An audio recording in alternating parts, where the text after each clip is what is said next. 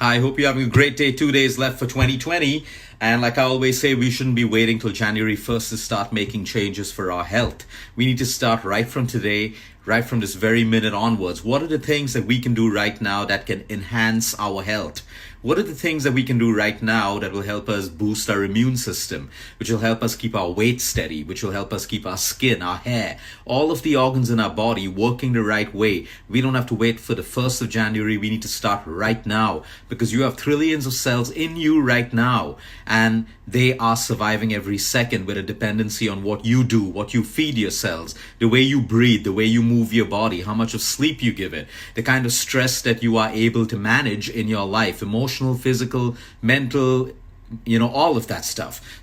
Today I want to focus on the brain, because without the brain, think about it, without the brain, we have absolutely zero communication in the human body. When you're brain dead, okay, nothing works, absolutely nothing. All communication happens between hormones, but the center point of all your communication is your brain.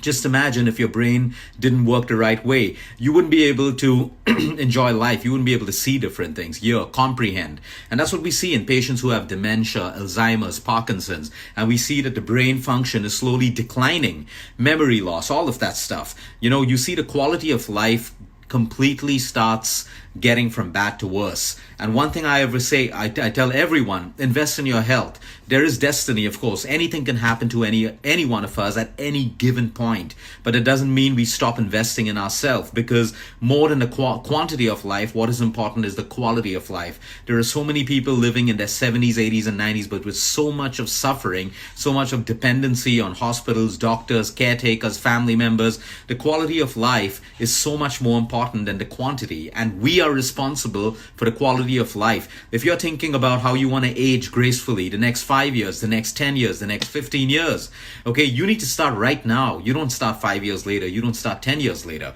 So let's talk about the brain right now. We tend to ignore it because it's not like a physical component of the body that we can see.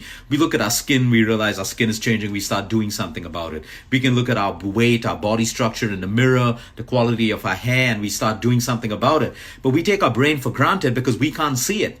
Where we cannot see it, and we take our brain for granted, but it's working every second of the day while we're awake and while we're sleeping, keeping us alive and doing multiple functions. So now we need to start giving it the due amount of respect it needs. Number one, how do you keep a healthy brain functioning? The nutrients that you feed it. Okay, every cell in your body requires oxygen, which is also extremely important for your brain. Like I always say, you can live without water, you can live without food, but oxygen, we can't live without oxygen for more than 3 to 4 minutes. But most of us are not even breathing the right way. Like right now, pause, observe the way you're breathing. Are you breathing to your full capacity? Think about it. Look right now, and you aren't. Now you'll probably take a deep breath right about now, and that's exactly how we should be breathing. And that's why pranayama, that's why exercise, focused deep breathing trains our lungs how to utilize oxygen, the very oxygen that our brain cells need for every function, every single function. Well, what's happened today is if you compare the human brain 20 years down the line, it's the same size, it's genetically the same, everything is the same with the brain. But there's one thing that's changed: the amount of overload of information, stress, and all of that stuff that's overloading our brain. So if our brain had the capacity to take so much, today it's taking this much. But it's still the same brain. Nothing's changed. Like in a computer, you can upgrade the chip, you can upgrade the memory chip to take more, take more information and do more mathematics and all of that stuff by changing the memory component, the memory chip of the computer. But if you look at the brain, we're constantly taking overloads of information, going through overloads of events in life, overloads of emotions in life, but the brain is the same, and we got to look after it. We got to relax the brain so it can grow stronger. We got to relax the brain so it can detoxify.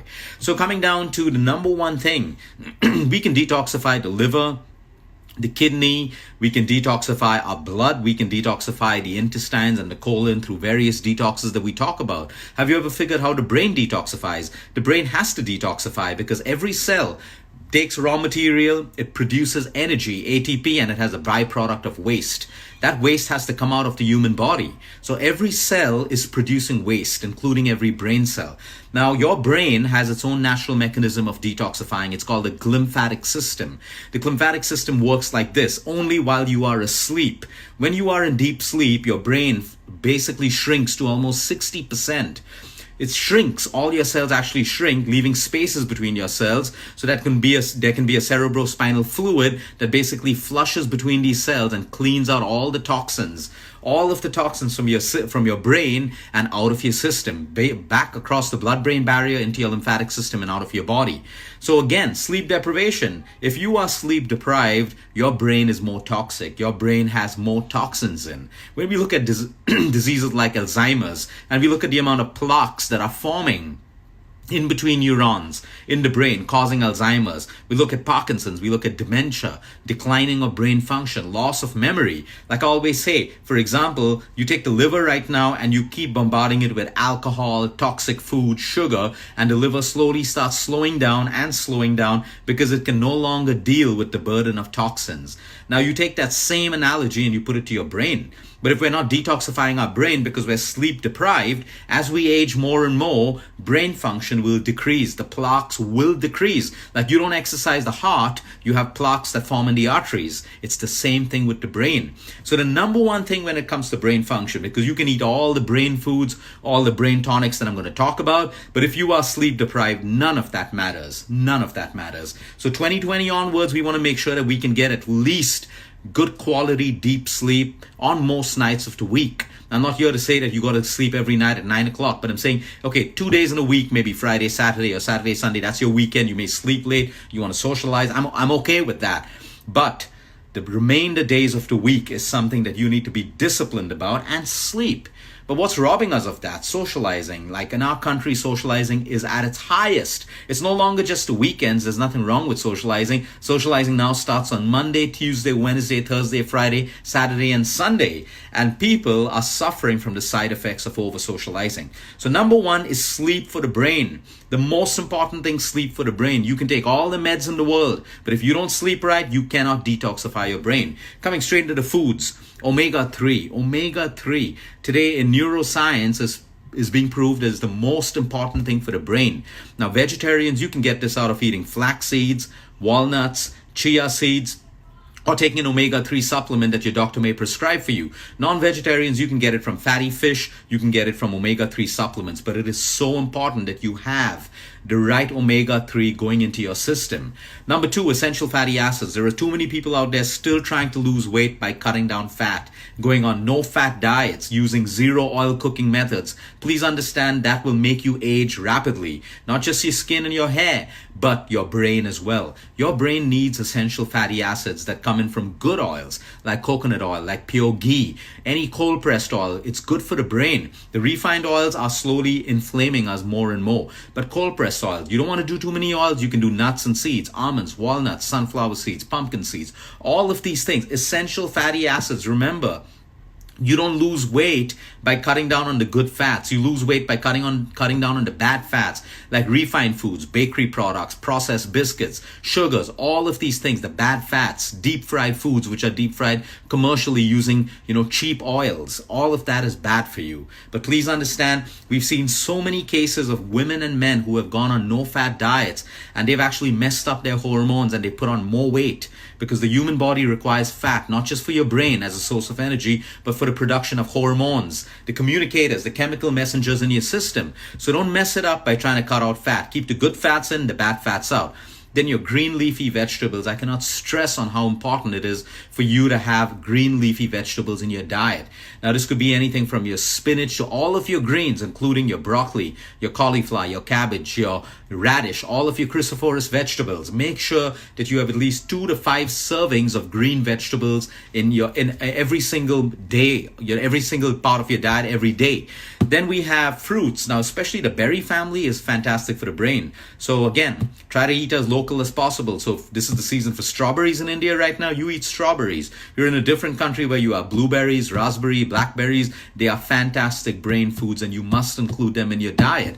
What we need to understand is that black coffee is also great for the brain. Now, if you're not a coffee drinker and you don't like it doesn't mean you have to start it, because there are so many other alternatives. But if you drink coffee, if you want to extract the health benefits of coffee, you want to make sure you don't have milk added to it and you don't have sugar and syrups and vanilla flavorings and caramel flavorings and all of that stuff. You can enjoy that once in a way. But if you want to make black coffee into a medicine, you need to have it the right way, which is number one, never on an empty stomach. Line it, because coffee is pretty acidic for you. Number two, without any of the milk flavorings and sugar. You can have 1 cup a day, you can have 2 cups a day, don't overdo it on anything. If you don't like black coffee, you can do tea, because even black tea and green tea is now scientifically proven to have a fantastic impact on your brain, on your cells, on your liver, on your kidney, for cirrhosis of the liver, so many different things. And that's why when we look back in, decades and decades before, our ancestors sipped on black tea and all of that stuff. So you can have a good quality green tea, you can have a good quality black tea for your brain as well. Turmeric, Indian gold. If we eat a balanced diet, we get enough of turmeric in our diet all the time. But when we replace our diet with pastas and Mexican and all of that stuff, we replace parts of our diet with it. That's when we start having deficiencies. So turmeric is good for you. Now remember, with turmeric, it is best absorbed in your system with a little bit of black pepper and a little bit of fat. So it could be an olive oil, it could be a pure ghee. I would go with pure ghee. I would go with turmeric and a little bit of black pepper. And that is fantastic for your brain, your immune system, your skin, your hair, your liver, your blood, everything. Sleep. We spoke about that. Exercise. The more you exercise, the better your brain health is. It is as simple as that. When I talk to some of my oldest patients who are in their 90s, 95, 98, they're not doing anything differently. They're not doing anything more complicated than we are. We are looking for complicated superfoods, new exercise fads. They're living simple lives. They are brain sharp. They can remember things. They can do math equations. They can do all of that stuff. They have better memories than most people in their 20s and 30s today. They live a simple life. They don't take stress. They walk every day. They do most of their work on their own. So they are physically active all of the time. They sleep by 9:30, 10 every night, and they wake up when their bodies are rested. And they spend time in nature. That's it. There's your prescription. We don't need to complicate it anymore. Okay, we have examples of people living in their 90s and 95s doing these simple things with fantastic brain function. But you have all the latest people today, the new generations in the 50s and 60s, who are doing all the possible supplements, all the retreats across the world, and they're suffering from Alzheimer's, Parkinson's, and all of that stuff. Keep it simple. Okay, it is so important for you to exercise, even if it's just a walk. You have no excuse to miss your exercise every day. It's got to be something that's really drastic for you to miss your exercise. Because if you've prioritized all your work over exercise, that means you respect your work more than you respect you. And if you don't respect you, okay, there's no reason why your body has to look after you. So zero excuses. We've got through the entire season. I've got like so many people messaging me throughout the Christmas season. No one's missed a workout, not even on Christmas Eve, not even on Christmas Day. People were like, we could find half an hour easily. So you see, we're constantly brainwashed. Oh, it's the festive season. We're going to be busy. We won't have time for our workouts, but we don't even try. Of course, you can take out 30 minutes or an hour and enjoy the festive season, enjoy every wedding, enjoy every party and everything. So there is no excuse, and I would expect people to be working out even on the 31st and even on the 1st, even if it's just a 30-minute walk. Because like I said, your body and your cells are not waiting for you and your New Year resolution to kick in. They want to start right now. Nature. Surround yourself with nature. Go for walks in nature. If you're lucky not to live in a city and in the countryside and in nature, that is so healing for the brain, because nature brings about an immediate relaxation, and your brain can heal in a relaxed state. In fact, every part of your body, all healing happens when the body is in a state of complete rest and relaxation. So if we cannot get relaxation into our lives because of our work, our relationships, family commitments, and all of that stuff, or just life as we call it, you need to induce relaxation into you by meditation, pranayama, yoga, your exercise, sleeping on time every day, limiting social media. We need to induce relaxation. People say, oh, I'm relaxed when I'm on Instagram. You're not relaxed. Your brain is chugging out dopamine because you're scrolling from screen to screen, and it's filling your subconscious mind, your conscious mind, and you are far from relaxed. relaxed. You may be in a relaxed position, lolling on your bed or sitting with your feet up. You may think you're relaxed, but you're not relaxed. Your brain isn't relaxed. So that brings me to my next point. You want to look after your brain. You cut down your social media time that you spend on. You can have your business on social media, but still with good planning and organizing your day, you can allocate a certain amount of time for social media. It is the lamest excuse for people to say I need to be on social media throughout the day.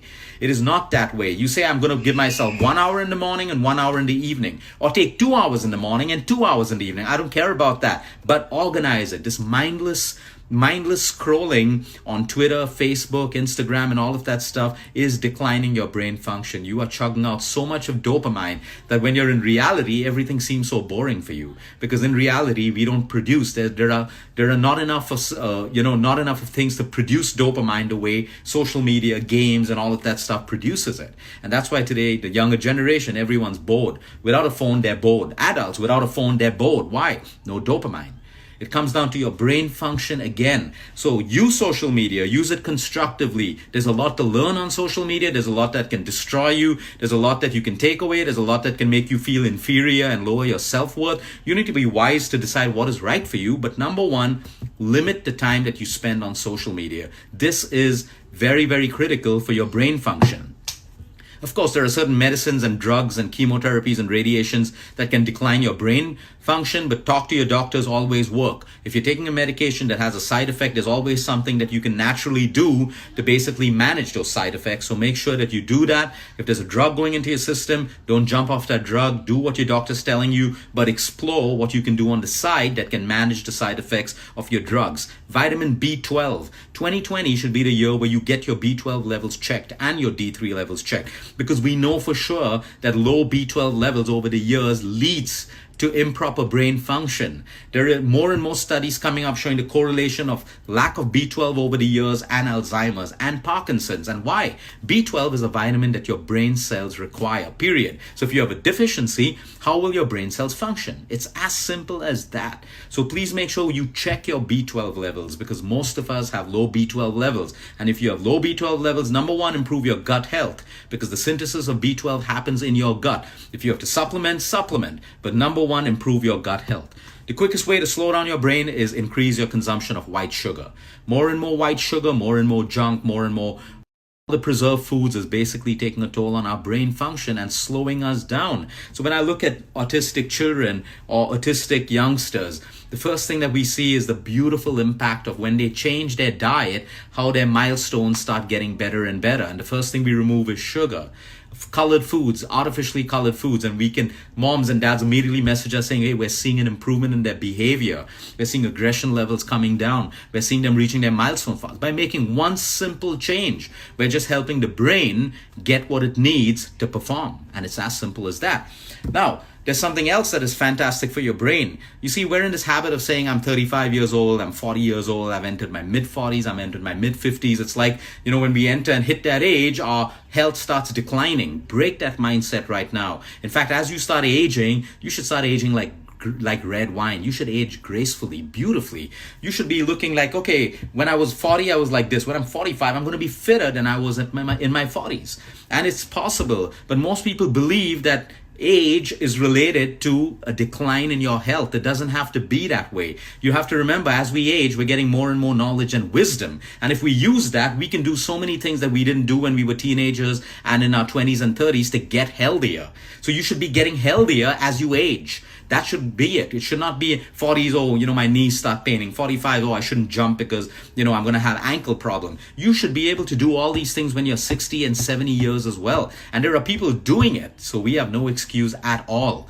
Something that works beautifully for your brain are memories. Okay, how many of us click millions of pictures with our iPhones or our phones wherever we are? How many of us really go back and look at those pictures? Because when we look at those pictures, we revive a memory in our mind. And the beauty of keeping your brain going is keeping your brain alive all the time. Memories, pictures, photographs, puzzles, Sudoku. You're constantly challenging your brain. But today, most people to do a simple calculation will take out their phone and use the calculator. No, Put it away. Use it for difficult calculations. You got to keep your brain working. It's like a muscle. If we stop working out our muscle, we don't build muscle. The brain is like a muscle. You got to keep working it.